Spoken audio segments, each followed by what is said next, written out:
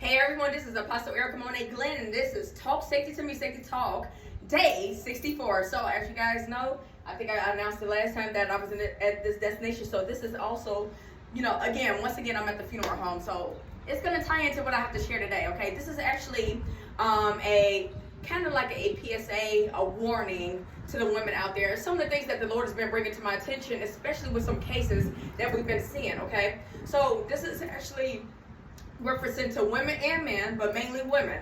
Unfortunately, we live in a world where a lot of people aren't truly operating in their identity, okay? So we got a lot of people that don't know who they are in God, and a lot of that is connected to their sexuality. So as we know, it's a such thing with people being on a down low. What do I mean by that? Meaning individuals, whether female or male, who are homosexual, they're not coming out the closet, okay? They try to hide behind their sexuality, try to date the opposite sex, acting like they're actually a heterosexual. Heterosexual is a person that's straight. They're interested in the opposite sex. That's what I mean. But they're really homosexual, okay?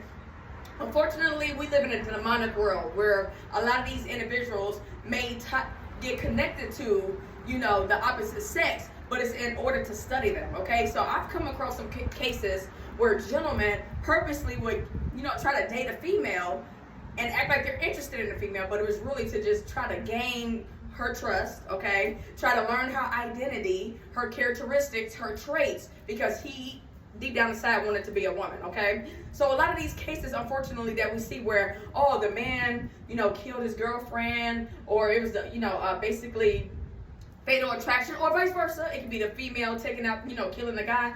Again, a lot of people are dealing with some psychological issues, and one of the things I've learned, especially as an apostle, when it comes down to the spiritual side, Satan comes to kill, steal, and destroy, okay? So as we know, people who operate in jealousy, enviness, I don't put nothing past them, okay? They're willing to do anything to get what it is that they want, okay? So we live in a world where a lot of people may operate in trying to take someone's identity. So those of you who operate in the spiritual realm, you guys consider it a destiny swap, okay? So what do I mean by that? Meaning someone feels like, I want to be that person, but it can't be two of us. So let me do my best to try to get rid of them so I can take their identity, okay? So I know we live in a world where you probably hear about identity theft, someone using your credit, the score, your social security number for different things. Some people take it to a whole nother level, and it's demonic, okay? So again, when it comes down to destiny swapping, and when it comes down to taking someone's identity, of course, they do their best to get rid of that person, okay? So that's another reason why I want to do this recording at the funeral home, because again, it's not just those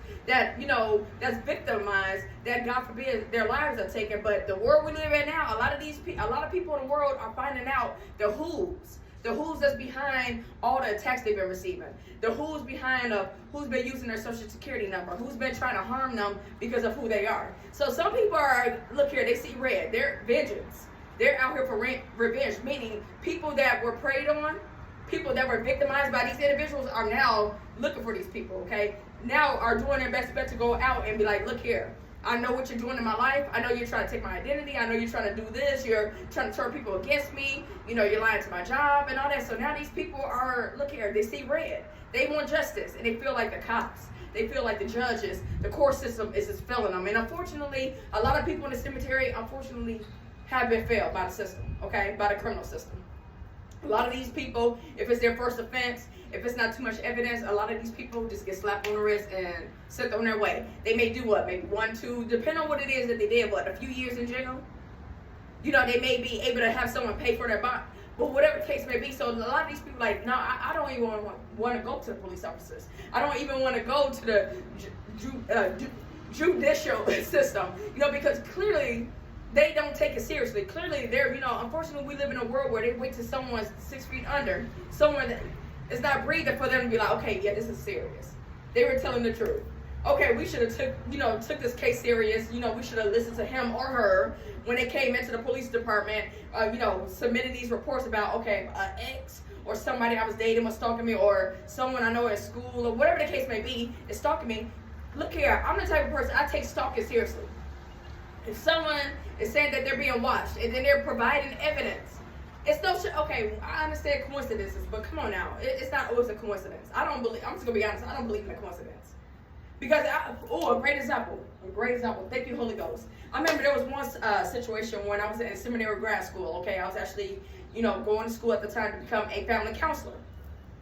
So one of the teachers took us on a field trip, like to Nashville, Tennessee. So I was going to Lincoln Christian University in Lincoln, Illinois, and then we drove all the way to Nashville, Tennessee, and it was for a psychiatrist conference, meaning psychologists, psychiatrists, just anybody who wanted to go to this conference. And it's every year they do this. They all met in one center. They had speakers. It was like a big old thing, a big deal. I kid you not, this is after, because I think I shared with my story, it was a church that I attended several years before that, but I was no longer going to that church. I go to this conference again. The church I used to go to at the time was in Bloomington, Illinois. This was years ago, okay? And from my school, from where this church was, it was like 30-something minutes away. So keep in mind, from Lincoln, Illinois to Nashville, Tennessee, we drove, okay, me and the school. So the church I used to go to like 2 to 3 years before that, I ended up seeing this woman and man from the old church I went to in a whole nother state. And coming to find out a lot of things that I experienced in life, guess what? They are tied to it. So that's what I'm saying. Come on now, like a whole nother state. A whole nother state. Like, it's like I can understand, okay, 30 minutes, Bloomington, Illinois, Lincoln, Illinois, 30 minutes apart, probably bump into each other in Central Illinois at in a different town. I get that. But a whole different state.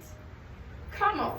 So that's what I mean. And, I just, kind of left it alone, because even in my spirit, I was like, no, this ain't no coincidence. This ain't, because because I think the woman, I think she was a psychiatrist or something like that. I'm like, come on, man. Because even when I went to the church before, I don't recall her ever mentioning the conference or her attending it. She was a minister at the time. She probably still is a minister at this church. So that's what I'm talking about, okay? And there's been other situations where, because a lot of y'all don't know my story, again, go to my YouTube channel. YouTube channel is going to be Real Talk with Apostle Erica Monet Glenn, or you can type in Real Talk with AP Erica Monet Glenn, and then scroll down to December 31st, 2025. It's going to be 14 parts of the unspoken details about my story, okay? Make sure you look at the titles, because I numbered them in order. You want to listen to them in order so you won't miss anything and be confused. But I talk about a lot of the things that, I've been experiencing with my family even to this day. And I got the right people involved with the stuff. So when I tell you, you guys, if you are an officer, if you are a federal agent, if you are just a friend, a family member, a neighbor, if someone's coming to you saying, hey, I feel like I'm being followed, I keep bumping into this person, I feel like someone, created a fake profile, whatever, take it seriously. Because I don't want the blood to be on your hands. I don't want that to be the very reason why you can't get sleep at night. And you be like, man, I should have said, I could have, should have, would have, but didn't.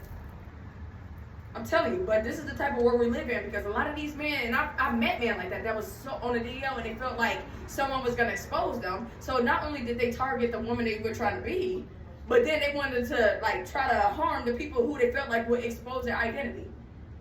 Wait a minute, I feel like they're going to rat me out or expose, I don't want to come out the closet, I got to keep it. I'm talking about, I'm aware, I'm not going to put their names out there, but I know some well-known individuals talking about producers and directors. Yes. That's what I mean. And their sexuality has already been exposed to certain people, but they don't want that stuff aired out. So that's what I mean. And then these people in power, or they know people in power, try to silence people. So that's what I'm saying. Take it seriously. And ladies, be careful, because if you're with someone and you feel something suspicious in your spirit, I feel like he's trying to be more like me, like he's trying to study me, or he's manly, but yet I'm feeling like he could possibly be on the DL. Do not ignore those red flags. Please don't ignore those red flags, and vice versa, sir. If you with a woman, you be like, nah. It's not funny, but it's just like something's not right. Like, she's womany, she's wearing a dress and a skirt, but I feel like something ain't right, Do not ignore those red flags, because that's the type of world we live in, and it is a such thing as mimicking, okay? It is a such thing as destiny swapping. It is a such thing as people copy and mirroring your character. Because one of the things about criminals, if they're failing and they're constantly getting exposed, it's just like calling someone out saying, hey, I know you're cheating on me. They're going to deny it, but yet they're going to be like, okay, you just exposed what I did, so let me become a better cheater. That's what I'm trying to say. So a lot of these people are like, yeah, you could try to expose them, and then they just keep trying to manipulate you, saying, oh, it's not what you think. And then what you just did, you just gave them everything they need to do to improve their tactics. That's exactly what I'm saying. And this is why God is so big on self-love. This is why God is so big on, when you're in your single life, getting to know you and being connected to Him, because y'all are playing hopscotch and God forbid it's a situation where the gentleman say, hey, move in, you ain't gotta pay anything. His name is on everything. You do something he don't like, and he just dispose of you and kick you out. And a few days ago, I just talked about women, how some women are being targeted, and they live in shelters. They live in these type of environments, and they're being targeted. And some of these women don't have the psychological capacity to deal with that type of hurt, because they already been through hell and hot water. So the last thing I want to do, because if I didn't bring this message to you guys this morning, God would have dealt with me. The last thing I want to hear about is a woman committing suicide because of a man breaking her heart, because she got kicked out. God placed this urgency on my spirit, okay? Like, talk about this today. Because some of you are on the verge of, oh, well, should I move in with him? Should I move in with her? But yet, and they say, oh, I'm going to pay for everything, but y'all not married. Y'all not even engaged. And a lot of y'all are afraid to be alone. Be honest with yourself. Be honest with the person in the mirror. Y'all hop out of relationships like hopscotch. Every other month, every other year, every other week, you're with somebody else. That shows that you got some psychological things going on. That is not normal. That is not okay. And it's a such thing as a soul tie, whether you're sexual with the person or not. Because guess what? Getting to know a person, that's an emotional tie. Okay? Y'all have a conversation. You're allowing some of your mental capacity to get to know this person and vice versa. So that is still a soul tie. Hence the reason why when you're in another relationship, mentally you're somewhere else, whether or not you slept with the person or not. That is not okay. But some of y'all were about to make that dangerous decision and y'all not even married to the person. Or you feel like they rushed into marriage. Like, hey, y'all been knowing each other for what, a month or two? And they be like, oh, let's just go get married. You know, don't get me wrong, some people get that type of testimony. They be like, look here, life is too short, you know, and then these people been married for like 30 plus years. I get it. But if you feel like you already know you've been ignoring those red flags. And God is using me to be the confirmation. And it's just like, well, you know, everybody around me is getting married. It's 2026. I'm getting older, not younger. You know, I want to have children, or I got children, and then mama want to be happy, daddy want to be happy and everything. And y'all only been knowing each other for a little time. You haven't met nobody they know. You know, they're always, they already been showing you signs that they're controlling. You know, you say no, it seems like it's a World War II, okay? They're always trying to control something. But yet you ignoring them because they hit you with the, will you marry me question. They pop the question. Fellas, the same thing. The woman been wearing a mask and you be like, oh, she gotta be the one. You know, all my friends getting married, you know, I'm not getting younger, so I'm like, 2 weeks. 2 weeks, and you pop the question. A month, you pop the question. But you barely know anything about her. Come on now. See, who God called me to be, I'm going to talk on both sides, both genders.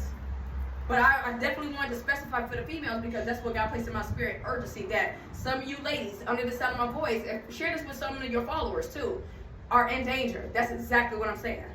And I don't normally do safety videos like this now.